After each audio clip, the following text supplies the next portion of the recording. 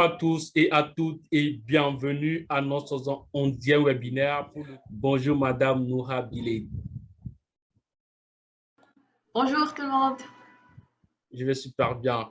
Vous êtes la directrice des études de l'école de communication de l'Université centrale Honoris United University et fondatrice du média citoyen Mada Yadoud, que ce parti, j'espère avoir bien prononcé le nom, En arabe.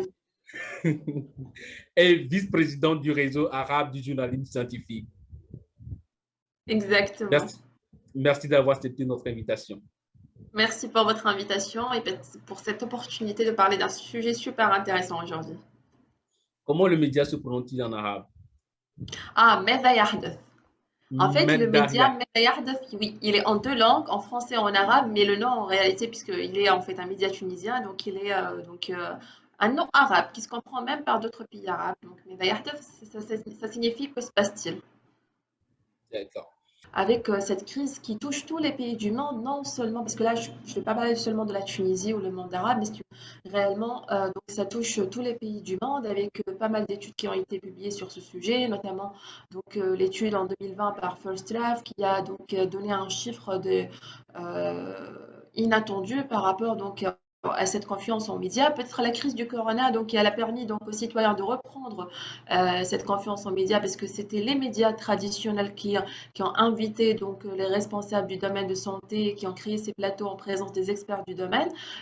Et on avait malheureusement donc des fake news, donc des fausses nouvelles sur les médias sociaux. C'était le cas bien évidemment en Tunisie, mais pour répondre à votre question, c'est que les médias, n'oublions pas qu'ils ont en fait leur propre agenda, parce que c'est vrai qu'il y a les médias publics et les médias privés, ils ont leur propre ligne éditoriale qui répond généralement donc aux hommes d'affaires qui financent ces médias-là. Et certainement, parfois, parce qu'il y a des hommes politiques qui se cachent derrière certains médias, donc ça va répondre réellement aux hommes politiques qui financent ces médias-là. Et donc, du coup, le propriétaire des médias, il a des objectifs à atteindre, il a investi dans ce média-là pour réaliser cet objectif-là.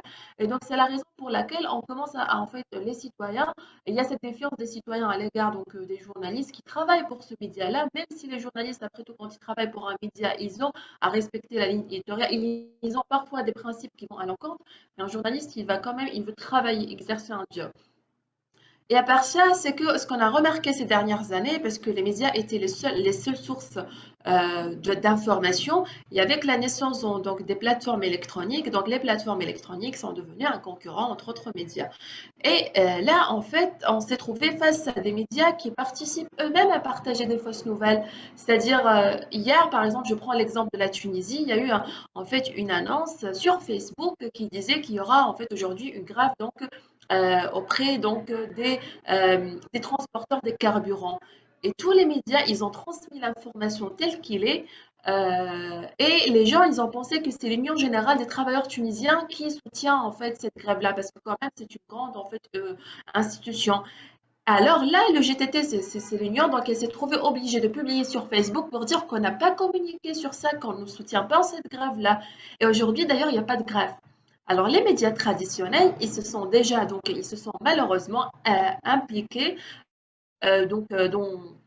dans ce flux d'informations. À vous d'imaginer la Tunisie avec une grève. Donc les kiosques là des sciences donc étaient hyper remplis. Il y avait des accidents dans quelques parts. Il y avait des accidents de voitures, même des petits accidents. Mais parce que en fait les médias, au lieu de semer en fait la paix, c'était l'effet contraire. Et par la suite en fait, c'est que le produit présenté par les médias ne répond pas à la demande, parce qu'on pense que le citoyen, il est là, il cherche seulement de divertissement, il ne veut pas de journalisme de qualité, alors qu'on a du journalisme en fait d'investigation, on a des enquêtes super intéressantes. Donc en Tunisie, les chaînes télévisées investissent beaucoup plus dans tout ce qui est entertainment, c'est-à-dire le divertissement, et on oublie qu'on pourrait faire des émissions sur des débats plus intéressants, plus importants. Et la raison pour laquelle je trouve que trois raisons qui confirment que voilà qu'aujourd'hui il y a un manque de confiance en fait envers les médias et notamment envers les journalistes.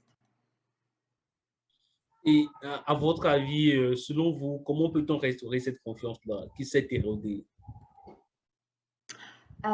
Cette confiance, en fait, elle n'est pas facile à restaurer après tant d'années, disons, surtout après la Révolution, parce qu'avant la Révolution du 14 janvier 2011 en Tunisie, en fait, c'était clair que les médias étaient manipulés par le régime politique qui existe. Maintenant, en fait, on a cette liberté de presse, entre guillemets, genre les propriétaires des médias donc pourraient être en fait des personnes affichées au public, mais sinon il y en a d'autres qui se cachent derrière ces médias, notamment les médias électroniques. Donc réellement pour regagner cette confiance, ce qu'on a pris en fait avec le modèle de notre projet donc médiatique Mevayahdef, que se passe-t-il? C'est en fait il faut impliquer le citoyen dans le processus informatif. Et c'est le cas d'ailleurs de notre site, c'est-à-dire l'information, elle est fournie par le citoyen. Notre site, par exemple, on ne publie pas les communiqués des institutions gouvernementales, mais on ne publie pas donc une information quiconque. En fait, c'est le citoyen qui envoie, il y a un formulaire à remplir, il envoie l'information. À partir du moment où ce citoyen, qui est le cinquième pouvoir, qui est impliqué dans ce processus informatif, donc il va donner confiance à son citoyen confrère, entre autres. Ce qu'on voit comme modèle, en fait, parce qu'il y a du journalisme citoyen, mais il n'est pas professionnel. Et donc, il y a le citoyen qui envoie l'information. Le journaliste qui est membre de l'équipe de rédaction, il va vérifier cette information, voir si elle est correcte ou pas. Et ça arrive, comme vous le savez, que ce n'est pas évident que tous les citoyens aujourd'hui savent rédiger des articles ou ils aiment rédiger des articles. Ça arrive qu'on a eu des attaques terroristes en Tunisie, qu'il n'y avait pas le journaliste qui est présent sur le terrain, mais il y avait un citoyen qui était à côté de l'événement et qui a pris une photo ou une vidéo. On a vu ça dans des programmes dans le monde, donc très connus sur la BBC ou autre. Et si en fait ce contenu qu'on a eu, cette vidéo qu'on a eu, en fait, on va la transformer en un article complet avec donc un reportage complet. Et puis après, on va reconnaître le rôle du citoyen en publiant cette information avec son nom. C'est pas évident qu'on se cache, on dit nous, le média, on l'a en fait, on a trouvé, on vous présente. Non, on reconnaît. Aujourd'hui, on doit reconnaître le rôle du citoyen dans la présentation de l'information. Parce qu'on ne peut plus travailler comme journaliste tout seul. Aujourd'hui, on a besoin du citoyen. Parce que aujourd'hui, même avec en fait vous savez, on vit dans ce village global et donc du coup, en fait, avec les autoroutes d'information, avec les moyens de communication qui existent, donc il est possible aujourd'hui facilement d'avoir un contact avec le citoyen sans être présent sur le terrain de l'événement. Et c'est la raison pour laquelle aujourd'hui, donc, il faut reconnaître le rôle de citoyen comme source d'information parce que le journaliste aujourd'hui, il cherche sur Facebook l'information aussi, hein. Et pourquoi donc ne pas dire que c'était grâce à Monsieur X ou Y et les citoyens en fait aiment publier ou partager ce qu'on a vu à travers Facebook. Mais là, la différence c'est qu'ils sont encadrés parce que là il y a de la vérification des informations.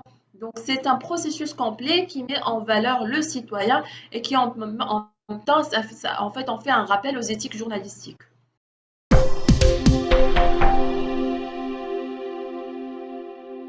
Fait, le contexte politique diffère d'un pays vers un autre et les dispositions juridiques également diffèrent et les acteurs donc, sont complètement différents. Donc peut-être il faut prendre en considération le contexte dans lequel on est et en fait après on pourrait voir si l'application de cette solution elle est possible ou pas. Nous allons donc parler de de votre média citoyen que vous avez lancé il y a 2 semaines et dont effectivement l'objectif est de restaurer la confiance du public dans les médias, étant donné qu'on forme les citoyens au journalisme. Vous dites que ce média, c'est pour répondre à la demande des citoyens. Comment avez-vous pour diagnostiquer cette demande-là? Euh, c'est ce que j'en ai parlé tout à l'heure, c'est que les citoyens, ils veulent s'exprimer parce que, d'une part, les médias, en fait, ils n'offrent pas assez d'espace aux citoyens. On rappelle, avant, on avait cet espace dans le journal où donc les lecteurs du journal, ils envoient donc en fait un petit message donc chaque semaine qui paraît dans le journal et après ils avaient des interventions radiophoniques. Mais les citoyens, ils veulent en fait avancer dans le débat, présenter leurs avis, négocier avec les experts, présenter des solutions, des recommandations et autres.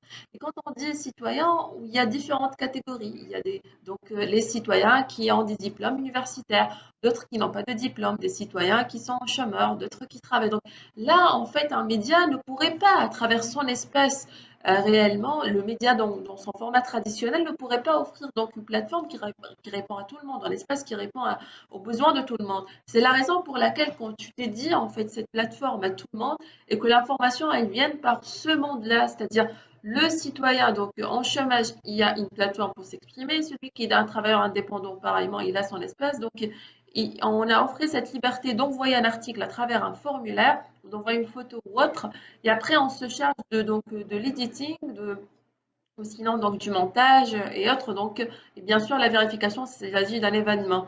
La demande, ça, en fait, comme je l'ai dit donc au départ, c'est que on a des médias qui travaillent sur un seul genre journalistique. Genre, on a passé donc des années à travailler sur les débats télévisés. Et on se trouve face à des experts invités au plateau qui ne sont pas des experts. C'est la raison pour laquelle on a dédié en fait une rubrique qui s'appelle Il y a le commentaire dans l'opinion, mais qui tout citoyen peut faire un commentaire. Il y a un avis d'un expert. Et un expert, en fait, c'est quelqu'un qui a des projets derrière lui, une carrière, il y a des publications, des études, donc pas mal de choses. Donc, on essaye de mettre donc de présenter les vrais experts entre autres donc dans différents domaines et le citoyen en même temps en tant que citoyen simple citoyen disons il a donc la possibilité d'écrire un commentaire donc sur ce qui se passe. On le présente comme un citoyen et l'expert se présente comme un expert du domaine. Voilà. Madame Offad, sur le site de JTI, j'ai trouvé une phrase qui m'a personnellement marqué. La phrase dit ceci: l'avenir de notre profession est en jeu. Euh, Prenons le cas de, vous êtes basé en France, mais de façon générale, quels sont les éléments qui mettent en jeu l'avenir du journalisme? Ça, c'est une, c'est une question très vaste avec, je pense qu'on pourrait passer des heures sur cette question, mais en gros, c'est les fausses informations qui se propagent beaucoup plus vite que les bonnes informations. Et il y a beaucoup d'argent quand même encore dans le système, sauf que ça va pas aux bonnes sources, aux sources fiables.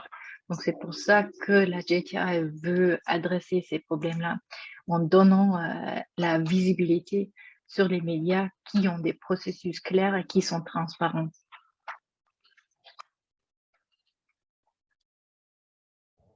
Madame Guillet, je reviens à vous. Comment envisagez-vous l'avenir des médias? Vous êtes docteur en médias et communication, mais aujourd'hui, quand vous regardez les médias, comment voyez-vous l'avenir des médias?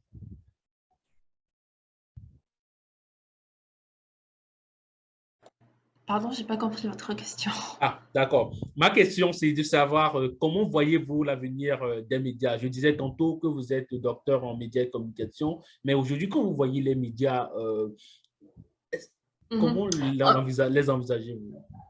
Euh, euh, C'est ce qu'en fait me semble maintenant, parce que là, il faut être visionnaire quand on regarde les médias, et même en fait sur la base des études, des recherches scientifiques, c'est que les médias semblent en fait en train de perdre leur quatrième pouvoir face à la présence du citoyen comme cinquième pouvoir. Et c'est la raison pour laquelle on voit que la collaboration aujourd'hui entre les médias traditionnels et les médias donc sociaux s'avère très utile. On a vu des projets donc avec Facebook en matière de fact-checking et autres. Donc, donc avec pas mal de médias en France. Donc, et aujourd'hui, donc, ce qui est plus important que ce modèle de projet de collaboration devrait avoir lieu à travers d'autres plateformes. Parce que on sait très bien aujourd'hui que les jeunes, les adolescents, ils sont beaucoup plus présents sur TikTok. Donc, tu n'attends pas qu'un jeune regarde aujourd'hui la télévision. Que même aujourd'hui, un jeune, il préfère être sur Instagram.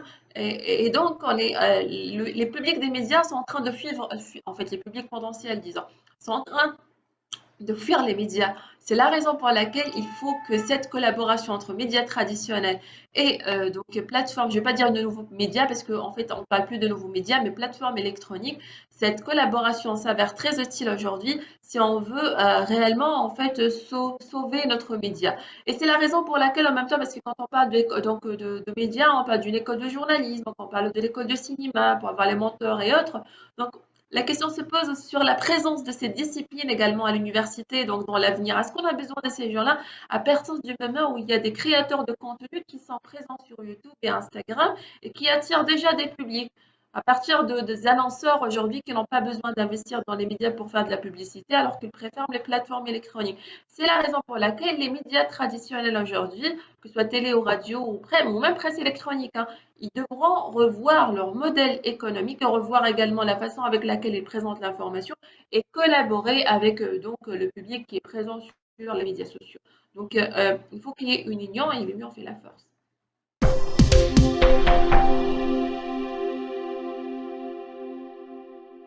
La question, c'est de savoir que doivent faire les journalistes pour répondre aux attentes et aux besoins des citoyens. Il faut revoir tout simplement ce que j'ai raconté tout à l'heure, c'est qu'il faut revoir la façon avec laquelle on présente l'information. Par exemple, je prends comme exemple, aujourd'hui, les publics des médias n'ont pas le temps pour lire un article complet. Donc, peut-être le data journalisme est une solution. Donc, on fait la visualisation des informations pour attirer plus de public de médias. Aujourd'hui, on préfère peut-être les vidéos de courte durée. Et sinon, quand il y a un débat, donc il est de préférable d'impliquer le citoyen dans le débat, qu'il soit présent en fait, parce que on en parle beaucoup. On a même en Tunisie, on parle de médiateur, c'est un d'un média. Euh, et le médiateur qui devrait réellement mettre le public des médias en relation avec les médias.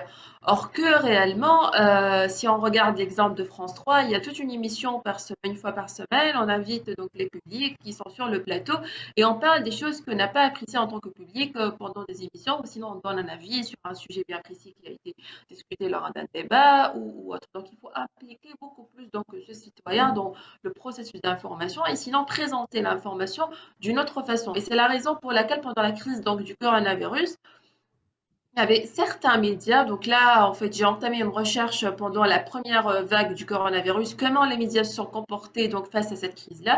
Donc, il y avait un problème économique, comme vous le savez.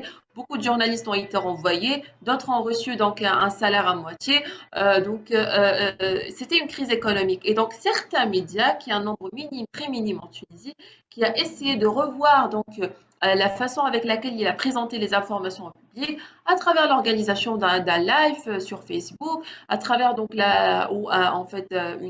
petit webinaire à travers Zoom. Il y en a d'autres qui ont innové en matière de présentation de l'information à travers des interviews directement à travers un moyen de communication à distance. Et donc, il faut toujours repenser la façon avec laquelle on présente l'information aux citoyens parce que le citoyen évolue autant que la technologie évolue. Et donc, tant qu'il y a une nouvelle technologie, donc tant qu'il y a une nouvelle plateforme électronique, il faut revoir la façon avec laquelle elle présente l'information. Aujourd'hui, Facebook, il a dit, nous sommes à l'ère de méta, donc l'ère des métadonnées et tout ça. Donc, il y a des données un peu partout, il y a des bases de données, réellement. Et la raison pour laquelle aujourd'hui, un journaliste devrait savoir comment utiliser ces données pour présenter une information crédible et vérifiée. Sur votre titre, vous disiez encourager les citoyens à s'informer, encourager les citoyens à s'exprimer librement. Mais est-ce qu'il y aura un travail d'évaluation, de vérification des informations que ces citoyens vous envoient ou vous publiez systématiquement les informations que les citoyens vous envoient? Bien sûr qu'on vérifie l'information qui est envoyée là, depuis un mois, on est en ligne, on nous envoie pas mal d'informations, mais on n'accepte pas. On est 3 journalistes, dans l'équipe, une petite équipe qui démarre réellement, mais avec un data scientist, un IT, un graphiste. Et les citoyens, on vérifie l'information. Sinon, quand on reçoit un article, vous savez, d'un expert, un expert, il écrit un article avec l'écriture scientifique, mais pas l'écriture journalistique réellement qui est lisible auprès du grand public. Donc, on essaye de vulgariser un peu quelques concepts, de faciliter la lecture, l'information pour les lecteurs. Et sinon, s'il y a des photos ou des vidéos, on vérifie l'information et on se rappelle toujours qu'il y a des règles journalistiques à respecter. C'est la raison pour laquelle vous trouvez sur le site une charte éthique et déontologique qui présente les règles que les journalistes les citoyens sont appelés à respecter. On dit même si vous envoyez une information et que nous, quand on a vérifié l'information, on s'est trouvé qu'elle est vraie et il s'est avéré qu'elle est fausse après, le citoyen il est appelé à reprendre contact avec la rédaction de notre média pour corriger l'information. C'est un engagement réel. Et la raison pour laquelle on a un programme de formation, le journalisme citoyen, autour du journalisme citoyen, parce que Aujourd'hui, le journaliste citoyen n'est pas celui qui écrit sur Facebook ou sur n'importe quelle plateforme électronique, Workplace ou autre. Non, c'est quelqu'un réellement qui a des règles à respecter parce que, étant donné que Facebook est devenu une source d'information.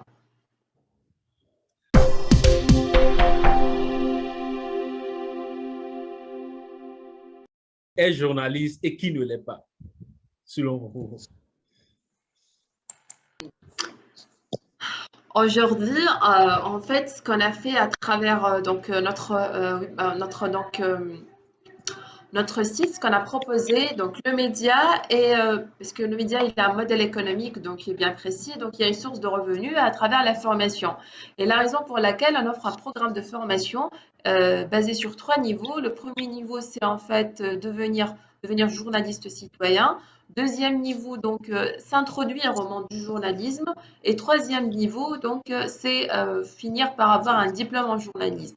Le premier niveau, on le fait donc avec notre partenaire qui est un incubateur, donc Let's Start Tunisie. Le deuxième, en fait, c'est un niveau certifié avec différentes organisations. Et le troisième niveau, donc, il est en collaboration avec des universités en Tunisie et ailleurs. Donc aujourd'hui, étant donné que j'ai fait l'école du journalisme, donc du coup, je défends quand même la formation en journalisme. Pour devenir journaliste, il faut être outillé. Donc, il y a des étapes réellement. Il y a des étapes, être journaliste citoyen. Après tu vas t'introduire au monde du journalisme. Et après, pour réellement être, pour avoir tous les outils nécessaires, donc réellement, il faut avoir un diplôme en journalisme. C'est l'approche qu'on encourage à travers notre site web, parce que tout citoyen a le droit d'être journaliste réellement. Et parce Monsieur qu'en Marc, fait, il y a de plus, parce qu'il y a pas mal de gens qui ont fait des études en économie, en gestion, en fait, en sciences politiques, en culture et autres, et ils veulent le métier du journalisme.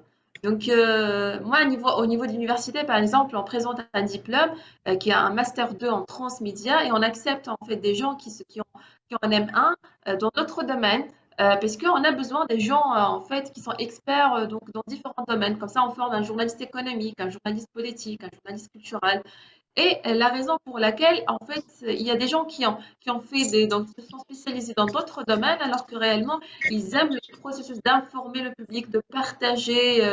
Et la raison pour laquelle on a créé ce modèle de programme de formation pour développer ses compétences en mobile journalisme, en fact-checking, en data journalisme, éthique et déontologie. Donc, il y a différents modules donc, à savoir comment publier sur Facebook, comment se présenter en tant que journaliste, même sur Facebook et Twitter et autres. Voilà. Monsieur Marc,